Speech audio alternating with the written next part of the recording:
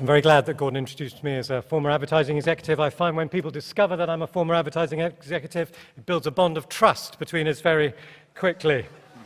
Actually, I have to say I spent 10 years in advertising. I absolutely loved it. I loved the people. I loved the pace. I loved the creativity, and the lunches were fantastic as well. And now I work for a place called London Institute, as was said, which was founded by this man, Uncle John. Now, Gordon has set out, if you like, the scope of the challenge, the workplace challenge. It's my conviction that the church's failure to embrace the workplace challenge is a symptom of a much deeper problem that affects almost every area of the church's mission to the world. And I think that unless we address the deeper theological problem, neither workplace ministry nor the church's mission will flourish as it might do. Simplistically put, I think there are probably two main strategies for reaching the world. One is this: to recruit the people of God to use some of their leisure time to join the missionary initiatives of church-paid workers.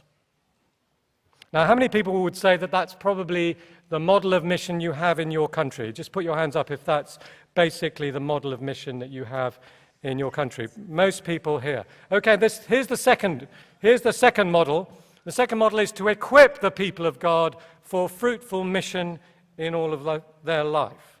Now, the reality is that strategy number one is the strategy in most countries in the world, as we've just seen, that is dominant.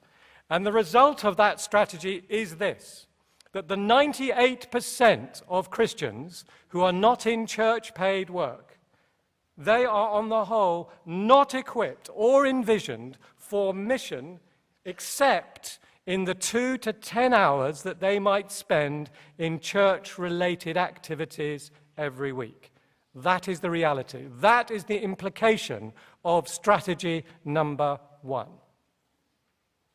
So the workplace agenda is not some little thing on the side. It goes right to the heart of the potential of the world evangelization movement. In other words, as you saw on the card, 98% of Christians have neither been envisioned nor equipped for mission in 95% of their waking lives. What a tragic waste of human potential. So the key missiological challenge is not only that we have failed to regard work as significant.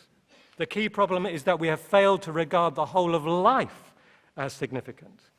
The key challenge is not that the local church has not discipled people for daily work. The key challenge for the local church is that, on the whole, they have not. We have not discipled one another for ordinary daily life. We have not given people a vision for the adventure that it is to go out in Jesus Christ, in the power of the Spirit, into the world day by day and participate with Him. So the good news is not that Jesus came to redeem our leisure time, but that He came to redeem all of our time. The good news is not that Jesus said, "Come, take up your cross and follow me when you get home from work or school." The good news is He calls us to follow Him every nanosecond of the day. The good news is that God in Christ not only created all things, but seeks to reconcile all things to Him. Now, you all know this. Here is the bad news. Although the church has identified this problem in every generation of the last century, we have not yet found a way to put this whole life disciple-making gospel back where it belongs, at the heart of our thinking and praxis.